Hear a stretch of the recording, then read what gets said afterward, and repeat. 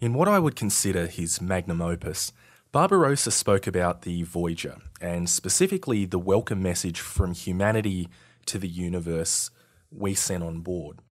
He focused on three images in particular, which he considered to be the most important images ever captured in our human history, depicting the birth of the human male and the transfer of knowledge from father to son.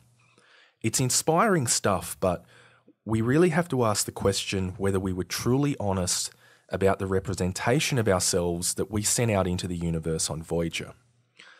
The Voyager Golden Record contains no reference to war. Like it or not, war is a central component to human history and our human present. In C.S. MGTOW's video, The New Malthusian Trap, he laments the fact that we really haven't progressed a great deal in the last 40 years. Progress has more or less plateaued, and the planes and cars that we travel in today are in fact the same basic design that existed in the 70s.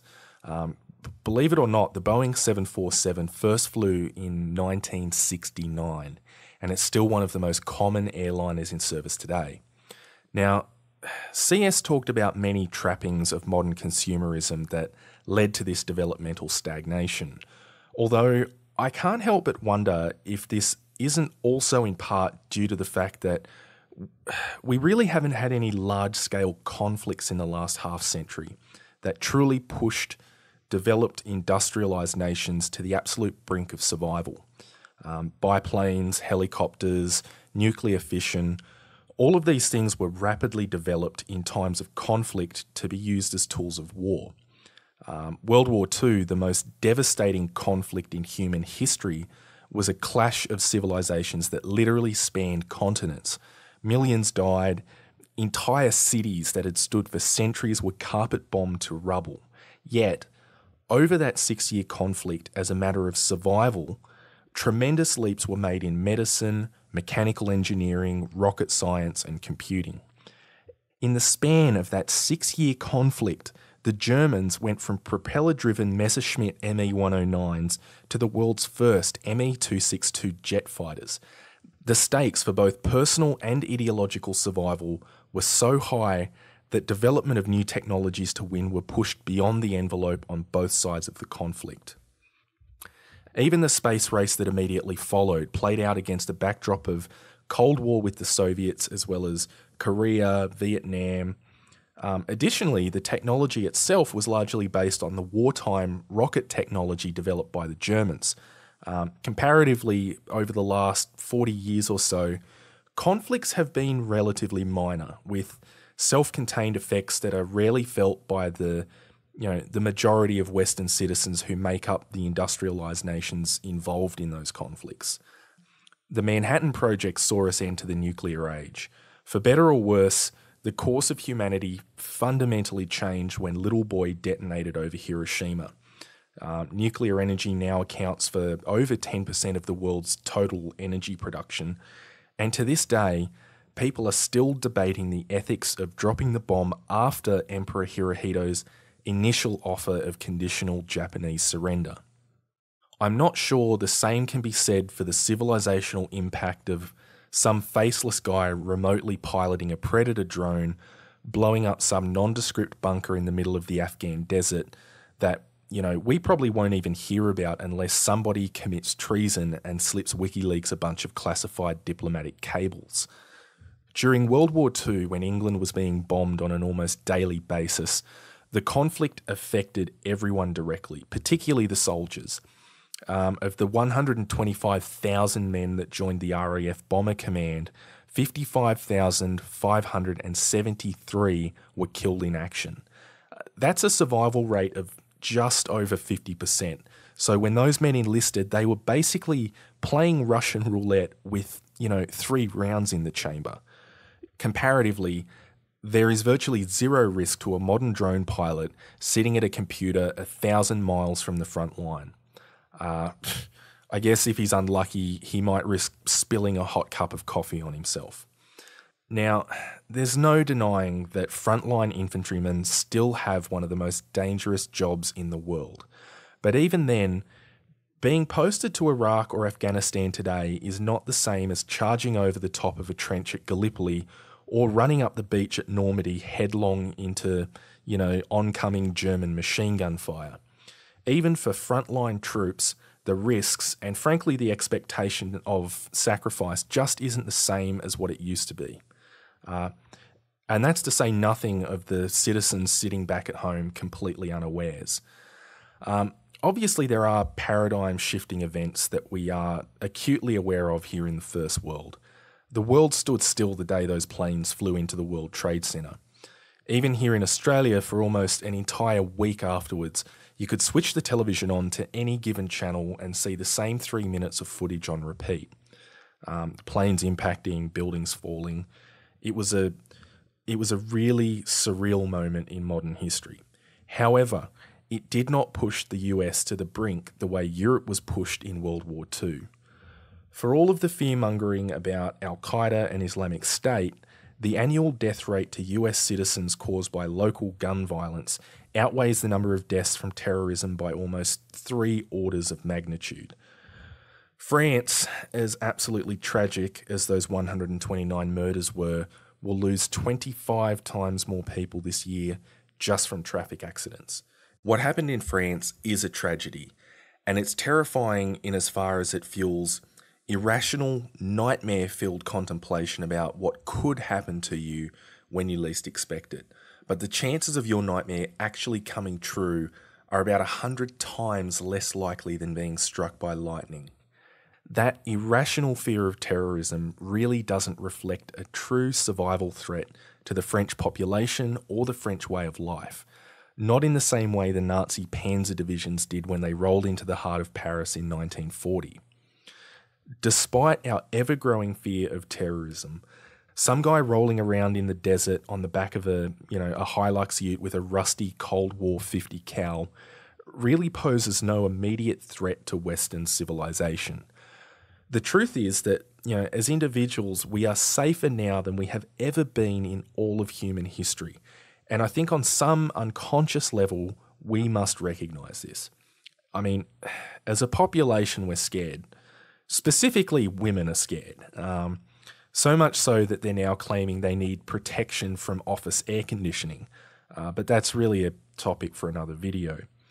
Despite our costly and continued political placation of women's desperate, irrational need to feel safe, the threat just isn't real enough to actually trigger a civilizational fight or flight response in men.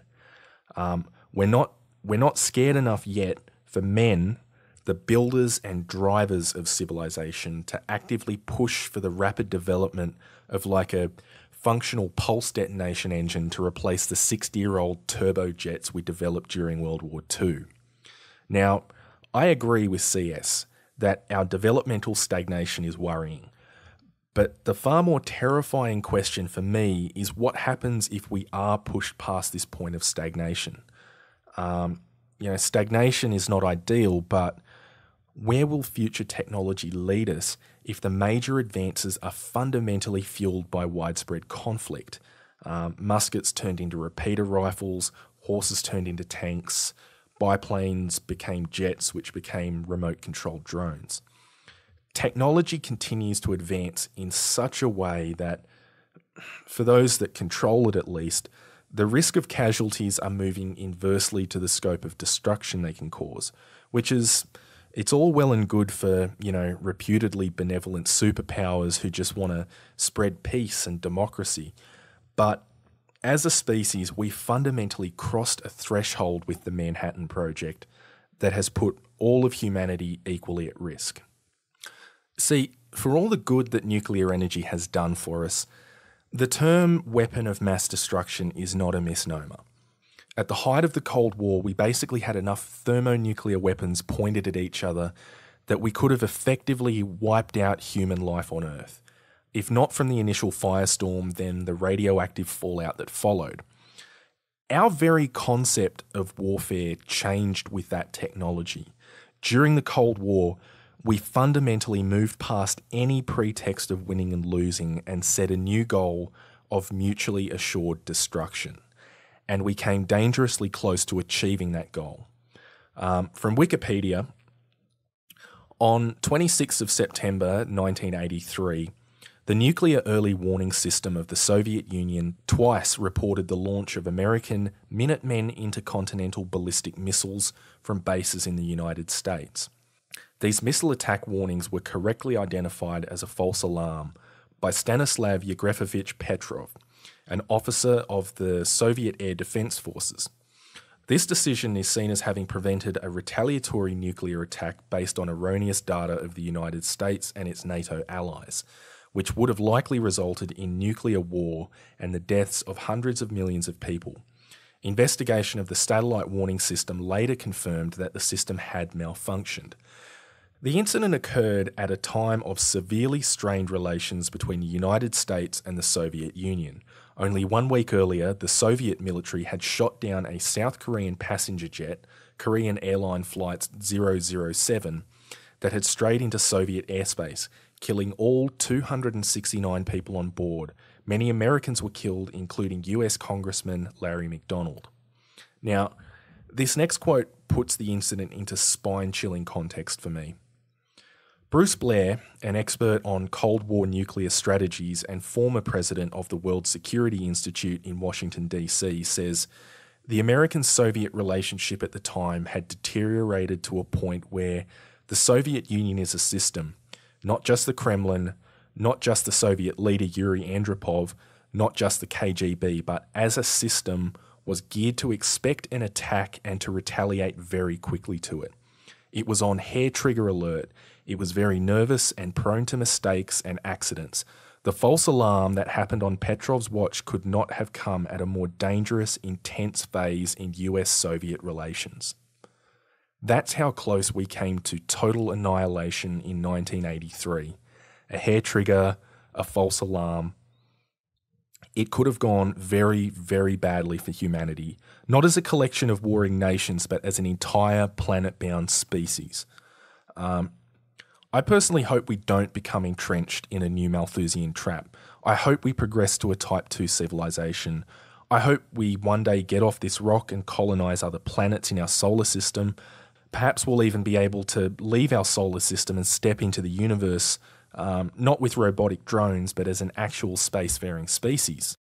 But if we do get past this current developmental slump we're in, the equally terrifying possibility is that our intelligence itself and its ability to create and explore biosphere-destroying technology represents something of an evolutionary termination point. I've often pondered the possibility of, extraterrestrial life in the universe. The Drake equation makes a lot of sense to me. There is almost certainly alien life out there somewhere, but if they're anything like us, I'm not sure we'll ever get the chance to meet them before they destroy themselves. And the same may happen to us. I guess you could imagine a hypothetically peaceful species all working together, but assuming Darwinian evolution within a harsh struggle of nature works the same way on that hypothetical planet as it did here, I don't think that would be the case. Everything I've seen and everything I know about the world tells me that progress, both biological and civilizational, arises from adversity. It's something of an oversimplified description of evolution, but nonetheless there is a foundational truth to the saying, survival of the fittest. Talking in terms of the Kardashev scale, which basically categorizes civilizational advancement by the ability to produce or harness power. The power required to destroy a planet's biosphere is always going to be arrived at well before the power to adequately leave and colonize other planets. Once a species that thrives on conflict develops technology powerful enough to wipe themselves out, you've got to ask, how many generations of further conflict can they possibly survive after that point? If we ever want to survive and progress past this possible evolutionary termination point, we need to do better than a never-ending arms race where paradigm-shifting advancement is only a byproduct of human conflict. Now, I know this has been somewhat of a pessimistic video, but I don't think it's all doom and gloom either. The last century and a half of industrialization, up to and including the nuclear age, has been a tumultuous learning curve. Our roles in life especially our gender roles, have changed dramatically, almost on a decade-by-decade basis.